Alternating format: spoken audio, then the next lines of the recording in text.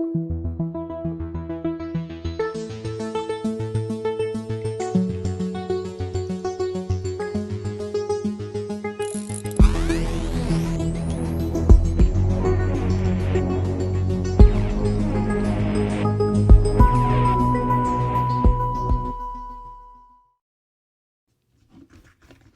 wanted to maybe go a little bit deeper in something I've been talking about, it seems like forever, and that is the orange bastards, apologists that exist within the Christian Fascist Party. These folks are rewriting or attempting to rewrite the history of the Orange Vomit's presidency by trying to rewrite the present. Because remember what Orwell said. Whoever controls the present controls the past, and whoever controls the past controls the future, or something like that. That was one of the mottos of the Ministry of Truth, where our good friend Winston Smith was slowly being eaten alive. But the Christian Fascist Party, a.k.a. the Republican Party, it just continues down this road of trying to whitewash this sordid, filthy history of the Orange Vomit's presidency. And as CNN pointed out recently, it's almost as if Trump's fawning over Vladimir Putin never happened. Oh my God, I keep thinking about that scene from the Helsinki conference between Trump, that vomitous bastard, and the fascist Vladimir Putin. Almost lose my mind when I see those videos again, when Trump and Putin come walking out of someplace backstage, and Trump has a hangdog look on his face like somebody just beat his ass bloody, which is exactly what happened. And Putin comes out with that shit-eating grin on his face, like, hey, I just whipped this big fat motherfucker into the ground. Yes. Is that a little too descriptive for you? Well, you know, I think about now how the Christian fascists are trying to change all that. You know, that didn't happen. Or Trump's assurance that the pandemic that was killing hundreds of thousands of Americans would, in the Orange Vomit's words, simply go away. Come April, when the weather's warmer, it'll just go away. And then to the most egregious part of all this is these scum who are trying to turn Trump into some kind of a human being, which he is not, now are trying to rebrand the worst assault in American democracy, the January 6th riot, as a tourist jaunt. You know, they're trying to clean up the reputation of this scum-sucking bastard who told the rioters to go fight like hell.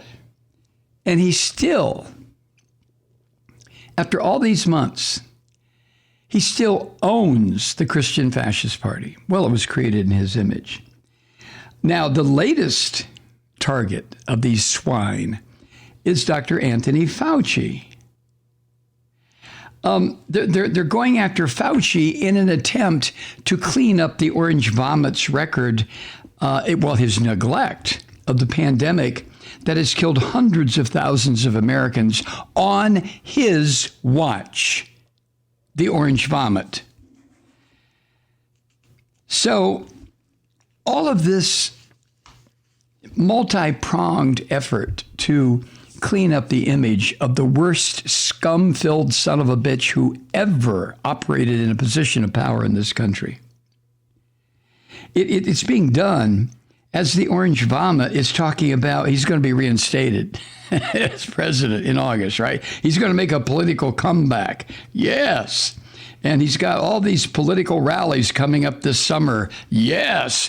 Which is he's going to use to launch the 2022 primaries. Yes, halle goddamn Luya. And all this is taking place as the Republican Party, the Christian Fascist Party, is engaged in call it a crusade, built on the Orange Vomit's lies about election fraud. and their attempts to make it almost impossible for certain among our fellow citizens to vote. These Christian fascists continue their assault on free and fair elections. Now, the problem is the truth, the reality of the orange vomit is just too much for the Christian fascists to handle. And it looks bad what the orange vomit did for the Christian fascist political future. So what are they doing? They've got to come up with a new story. That's not what happened. This is what happened. Don't believe your lying eyes and ears. Pay attention to me. And then we have this scummy little fucker, Kevin McCarthy, the leader of the Christian fascists in the U.S. House of Representatives. And what McCarthy is doing now is trying to engineer the latest bullshit. He did this yesterday by criticizing Joe Biden's conduct in his meeting with the dictator, the little fucking fascist, the little midget, no offense to short people, Vladimir Putin, right? This is McCarthy's new target. McCarthy criticized Biden, if you can believe this. Oh, my God. McCarthy said Biden failed to stand up for U.S. national interests, and that Biden didn't make clear that the United States, I'm quoting McCarthy here, quote, will hold Russia accountable for its long list of transgressions. President Biden gave Vladimir Putin a pass, end quote. I mean, the distortion of reality, the absolute dismemberment of truth by these Christian fascists never, ever fails to astonish me that they can stand there. This little prick McCarthy can stand there and, well, he tweeted this, but to say this kind of shit, like Biden didn't stand up to the dictator Putin, when for 4 years the dictator Putin owned the orange vomit's ass and his entire family? And yet McCarthy can do this because he is a Christian fascist, which means he can do whatever he wants. And McCarthy's main point, apparently, was that President Biden failed to make the Russians pay a price for the ransomware attacks on U.S. infrastructure. Now, the little bastard McCarthy didn't mention 2 intelligence operations by Russia to meddle in U.S. elections to help the orange vomit win 2016 and 2020. Oh, that's conveniently gone. It has to be gone in order for the new history of the orange vomit to be established.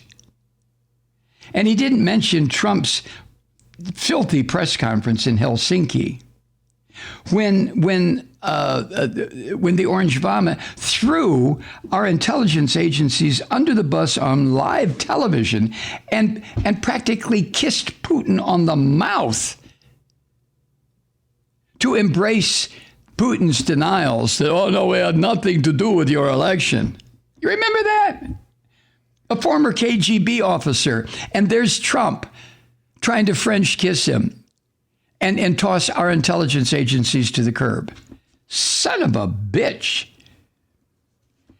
And that was when, if you remember, I mentioned this earlier this week, Fiona Hill, the former top Russia advisor, she told CNN this week that she considered faking a personal medical emergency to stop that bullshit, to stop the press conference, because it was so damaging to U.S. interests. Now, where is this pig Steve Scalise and this cowardly prick Kevin McCarthy where it concerns the truth? Well, they're Christian fascists. The truth doesn't mean a goddamn thing to them. It is an inconvenience that has to be stepped over, brushed aside, destroyed. Now, the orange vomit himself weighed in on Sean Hannity's Fox Sewer show on Wednesday. And the orange vomit went after Biden's handling of that summit with Putin, if you can believe this. This is what the orange vomit said to the wife-abusing shit Sean Hannity. Quote, "We did not get anything. We gave a very big stage to Russia, and we got nothing." End quote.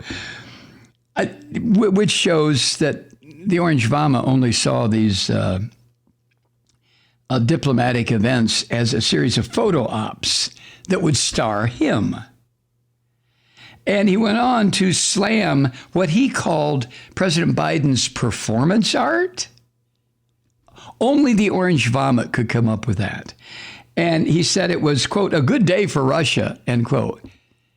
God damn this fucking Trump. If I were king for a day, I would banish Trump to the taiga in Siberia and say, "There, motherfucker, go live in a log cabin. Here's a 22 rifle in case the bears come after you. Go away." Oh, my God. Now, Trump's snotty remarks, his critique of what he called Biden's performance art, was incredibly ironic because if you remember his meetings with the dictator, the psycho, Kim Jong-un, when Trump said that he and Kim were in love with each other and were writing love letters.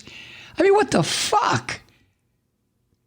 And he said during those meetings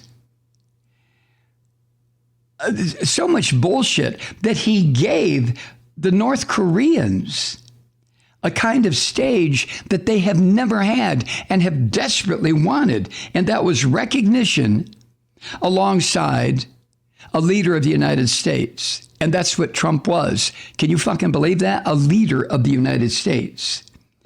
And what did he say? What did Trump say? All the threats he issued about Pyongyang's nuclear program. And what has happened with the nuclear program? It has continued at an accelerated pace since the orange vomit stood in the DMZ with that shit-eating grin on his face. Like, look at me. Jesus. But as CNN points out, in the most flagrant example of historic revisionism, some of these Christian fascist lawmakers are now denying the heroism of the officers who tried to defend them, the Republican lawmakers, from the rioters, the murderous son of a bitches who should all be taken to the fucking woods and shot. I swear to you, I believe that on January 6th. And these Christian fascist lawmakers now, by refusing to investigate the invasion and by actively bullshitting about Trump's whipping up that mob into a point where they would attack the U.S. Capitol, Jesus Christ. In doing that, the orange vomit's allies are trying to clean Trump's diaper, his reputation, as he starts thinking about his comeback, his reinstatement as president. Oh, my God. I think anybody with a brain, and sadly, that's only about 2/3 of us anymore in this country, but we know that that sickening assault on Congress was put together by the orange vomit's incitement, leadership, lies, distortions about election fraud, all of which continues to be a threat to American democracy by inspiring these insane restrictive bills in the various state legislatures around the country to restrict voting. I mean, this filthy son of a bitch, like I've said before, this is going to go on until the fucker dies, until Trump dies.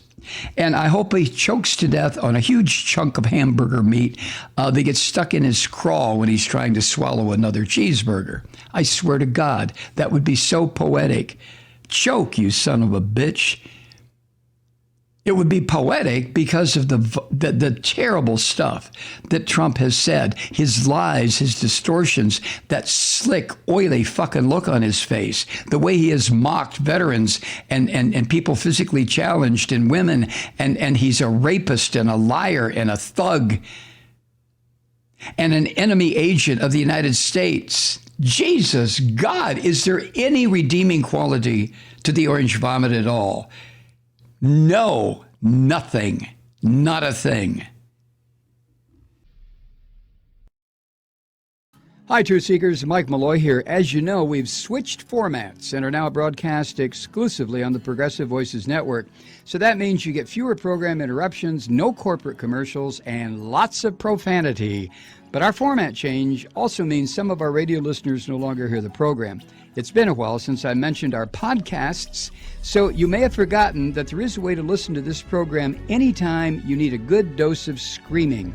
Visit MikeMalloy.com and subscribe to our podcasts.